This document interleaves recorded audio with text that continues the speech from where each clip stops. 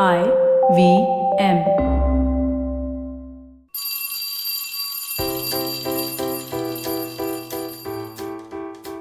Hello, one. Hello, all. Welcome to the Diary of the Traveling Professor. And I'm Siddharth Deshmukh, your friendly neighborhood traveling professor himself. What can I say about this week which has not been covered in the news?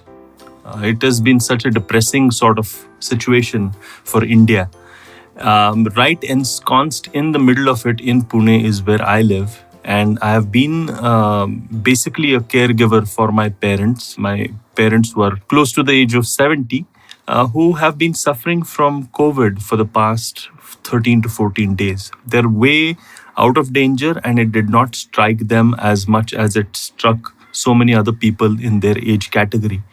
But I just feel not just grateful and thankful for the fact that they did not, suffer as much as anybody did.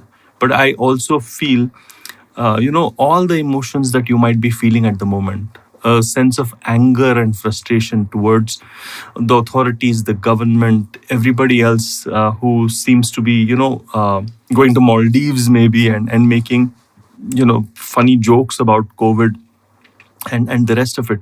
But it is not funny. It is not funny when people require, basics of life like oxygen and, when we are looking at various aspects of ingredients that go in food and in our shampoos and stuff like that, we are just accepting oxygen from strangers. That is what I read somewhere on LinkedIn, and it is so true.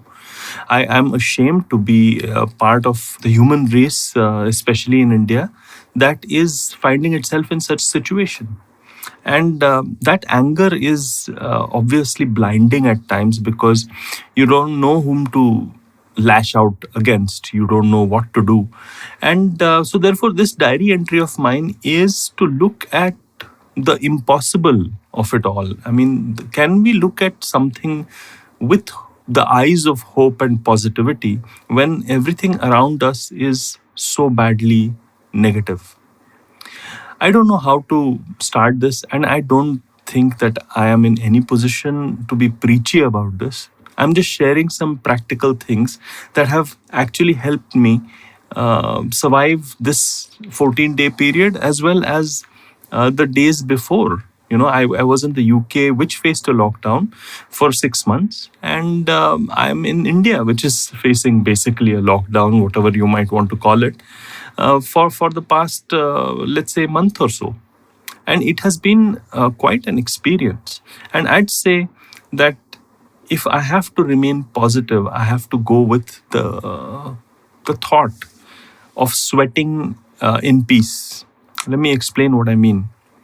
I mean, for all those people who are lucky enough not to be COVID positive, and for all those people who are lucky enough not to be caregiving for their parents or for their loved ones, I think we must wake up to the fact that eventually we are what we have, right? And sweating in peace is extremely important for us to understand so as to not bleed in war, I suppose. So what do I mean by sweating in peace? I think any person who has built their immunity, who has, kind of been working on something which is either paid or intern or pro bono, for someone who has been consistently sharpening skills, for someone who has been resting, for somebody who has been reaching out and building relationships in these uncertain times. That is all that you can do. But these are examples of sweating in peace. Because a lot of us, when we are blinded by anger or frustration or depression or, just a sense of languishing away with no end in sight, tend to not sweat in peace, tend to, kind of just go with the flow or be a little lost or confused or maybe be just not up to it. But I think the biggest gift that you can give yourself is to identify things that you can sweat in peace so that you will not bleed in war. Trust me, as somebody who has seen the disease and somebody who's seen the disease's fallouts on students, on teachers, on my parents, on anything, it is not a pleasant sight. Sweating in peace is highly underrated because it's boring. But here's the thought, right? Here's the thought. If it is boring, then we cannot try to get motivated for it. I think that that's the problem that we all face. We can't get motivated for mundane things. And that's why sweating in peace becomes so unfashionable. And which is where I believe that just having a routine of sorts tends to help. And that routine kind of takes away the requirement for motivation from anybody.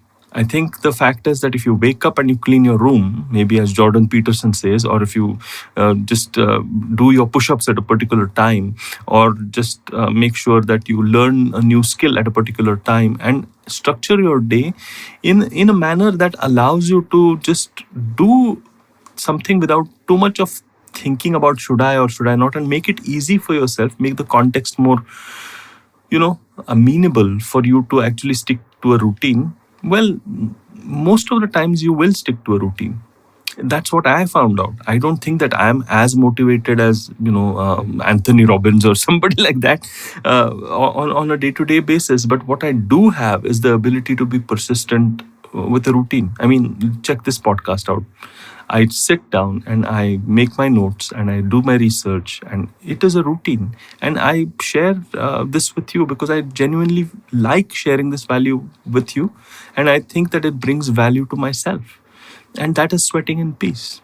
I also felt that if I look at sweating in peace, it also means taking those opportunities which you are kind of being a little hesitant about, maybe.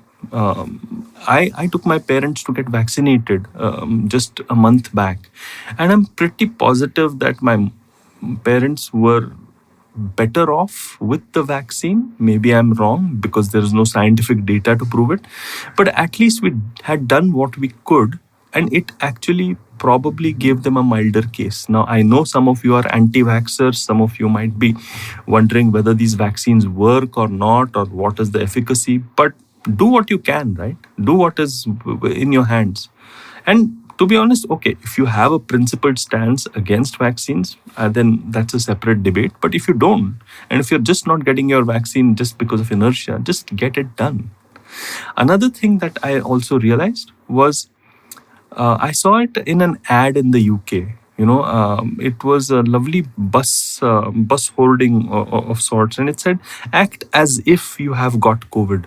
And I thought that was brilliant, because instead of actually looking at the fact that maybe I'm not feeling any symptoms, or I'm not, you go about and you live your life as if you've not got COVID, then perhaps you might be actually ending up being a spreader or a super spreader of sorts. But again, coming back to the point, I think sweating in peace is directly connected to a routine, and it's directly connected to looking at opportunities that are always present, but we tend to be either emotionally too turbulent or emotionally too, in malaise to do anything about it.